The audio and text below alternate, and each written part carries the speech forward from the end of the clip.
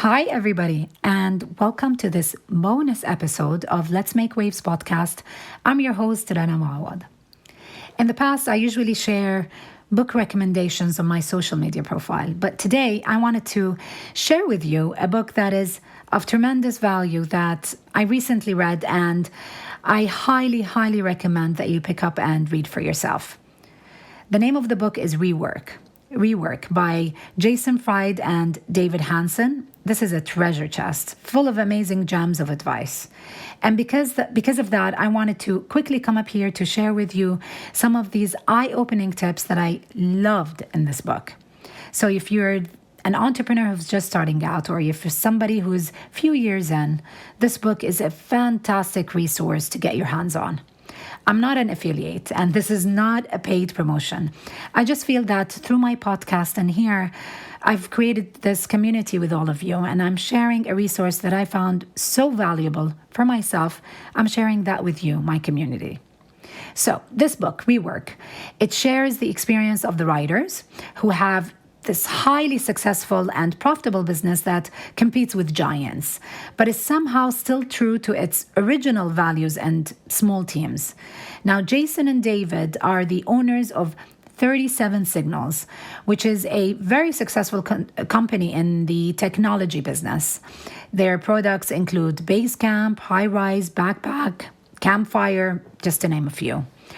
Now, what's fascinating is that what they share in this book, which they basically advocate to rework the long-standing normalization of certain things in business, and they challenge those concepts by defining it as limited thinking, debunking them by sharing eye-opening truths that they have implemented in their business and that have been successful and is now part of this, their company is part of this global giant organization, part of the list of global giant organizations, if I can say that. So without giving you too much from the book, because I really think you should, pick it up and read it for yourself, I'm here to share with you some of the tips that they shared that I think will help you today in your business and in your way of thinking when it comes to your business.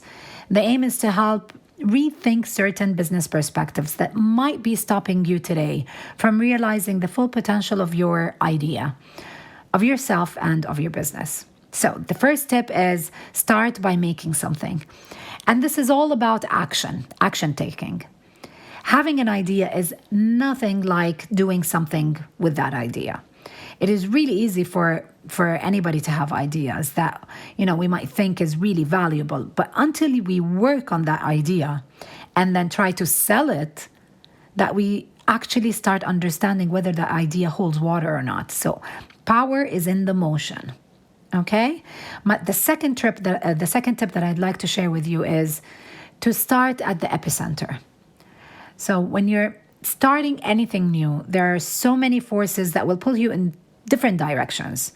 You will find yourself deciding on things that you can do and things that you want to do and things that you really have to do. So it's really important to start with what you have to do, because you are then starting from the epicenter.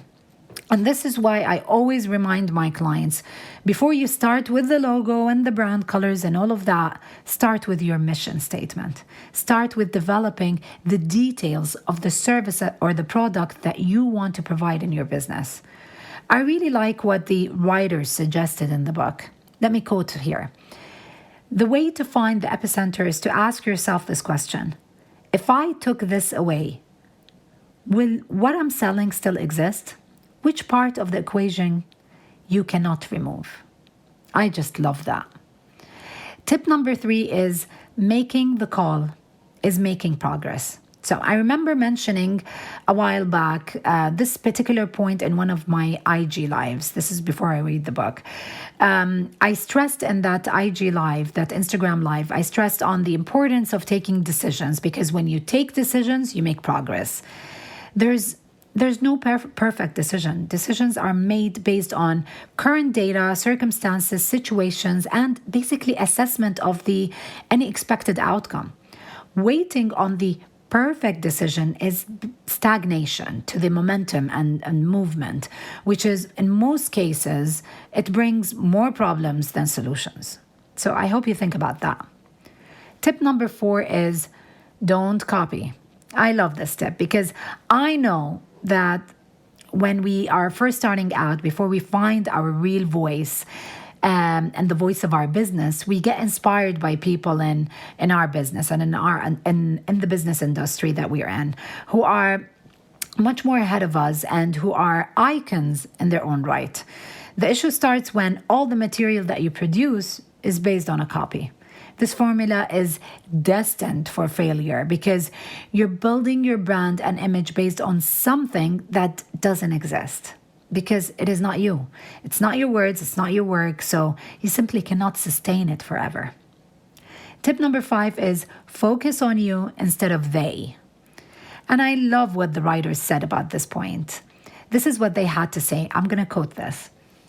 In the end, it's not worth paying attention to the competition anyway, because worrying about the competition quickly turns into an obsession.